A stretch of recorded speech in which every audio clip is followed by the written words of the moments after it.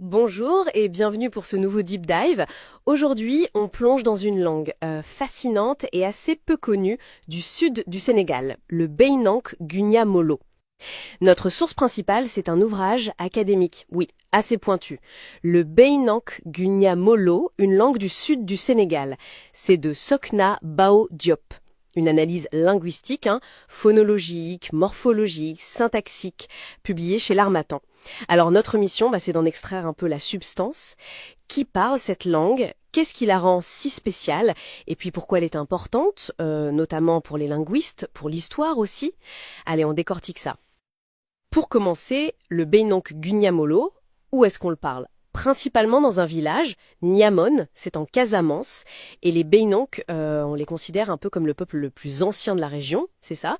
Ils occupaient un territoire immense avant, ils ont une culture riche, avec une tradition assez unique, le Kung Fu. Oui, tout à fait. Le Kumpo, c'est vraiment un élément culturel central. L'ouvrage d'ailleurs cite l'anthropologue Roche, qui le décrit comme un masque assez spectaculaire en fait, qui incarne l'esprit collectif du village. Ah oui, Il a un rôle très important dans l'initiation des jeunes hommes, mais aussi pour protéger, disons, contre les esprits, les forces invisibles. d'accord. Et les Bainunk, ils revendiquent vraiment l'origine de cette pratique. Alors historiquement, ils étaient animistes. Aujourd'hui, ils sont majoritairement musulmans, mais on voit que certaines pratiques ancestrales, elles persistent. Un beau syncrétisme. Fascinant, oui, cette persistance culturelle. Et la langue elle-même alors? Le livre la classe où exactement? Alors, elle est dans la grande famille Niger-Congo, groupe atlantique, proche des langues qu'on appelle bui. Mais c'est vraiment sa structure interne là qui est étonnante. C'est ça qui nous intéresse particulièrement aujourd'hui. Qu'est-ce qu'elle a de si spécial et quoi? Sa morphologie, elle est d'une complexité assez remarquable. Imaginez un peu. Le résumé de l'étude parle d'un système de classe nominal, avec 29 préfixes différents. 29. Oui, 17 pour le singulier, 12 pour le pluriel. C'est pas juste masculin, féminin comme chez nous, Ce sont des catégories potentiellement basées sur la forme, l'animation, plein d'autres critères sans doute. Et tout doit s'accorder dans la phrase, les adjectifs, les verbes. 29 classes, c'est énorme. Ça donne une idée de la façon dont la langue découpe la réalité. C'est très différent du français, j'imagine. La grammaire doit être incroyablement riche du coup. Absolument. Et cette richesse, on la retrouve aussi dans les sons, la phonologie. On a 19 consonnes, ça c'est assez classique, mais surtout 10 voyelles. Et ces voyelles, elles obéissent à une règle d'harmonie vocalique. L'harmonie vocalique. Oui, selon un trait qu'on appelle plus-moins ATR, lié à la position de la racine de la langue. En gros, les voyelles d'un même mot doivent être compatibles, elles s'accordent entre elles. Ça donne une certaine musicalité. D'accord, je vois. C'est complexe. Et il y a autre chose d'intéressant, un peu un mystère, qui est souligné dans la préface par Denis Kreisels, un grand linguiste. Ah oui, qu'est-ce que c'est? Eh bien, contrairement à d'autres langues très proches, comme les langues bui justement, le Bainunk Kunyamolo n'a pas d'alternance consonantique. Les alternances consonantiques, c'est-à-dire? Ce sont des changements réguliers de la première consonne d'un mot selon sa fonction grammaticale. C'est très courant dans les langues atlantiques. Et là non, il n'y en a pas. Ou très peu. Et cette absence, ça pose question.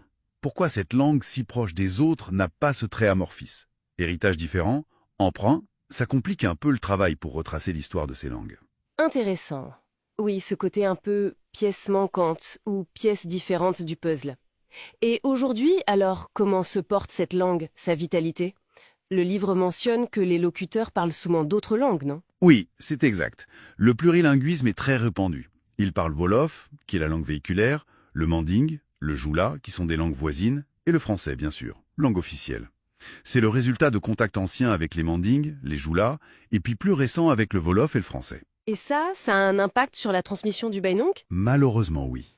Les données disponibles, comme les estimations de l'UNESCO, qui dataient un peu, 2006, donnaient environ 6200 locuteurs pour le Guignamolo. Tout ça suggère que le Bainonk est une langue en danger. Ah oui, quand même. La transmission aux jeunes générations, elle n'est pas toujours assurée, surtout quand les familles partent en ville.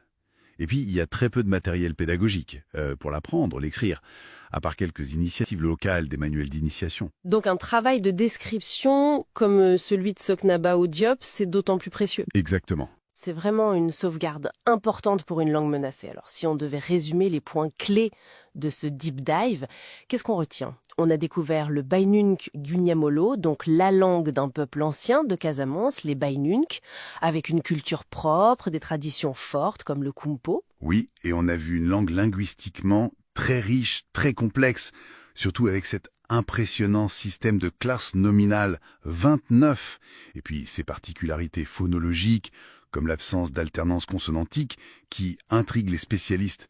Mais c'est aussi, hélas, une langue fragile, une langue menacée. Donc la documentation scientifique, comme ce livre, est absolument essentielle. Essentielle pour la linguistique, mais aussi pour la mémoire culturelle des locuteurs eux-mêmes. Tout à fait. Et ça nous amène peut-être à une dernière réflexion, une question un peu plus large. Quand on voit la richesse, l'originalité d'une langue comme le Bainun Nyamolo, révélée par une étude comme celle-ci, comment est-ce qu'on peut faire collectivement, en tant que société, pour mieux reconnaître, pour valoriser, et puis pour soutenir activement cette diversité linguistique, avant que des pans entiers de savoir, de culture, de vision du monde ne disparaissent tout simplement? Voilà, c'est une question qui mérite réflexion. Merci beaucoup d'avoir participé à ce deep dive. Merci à vous.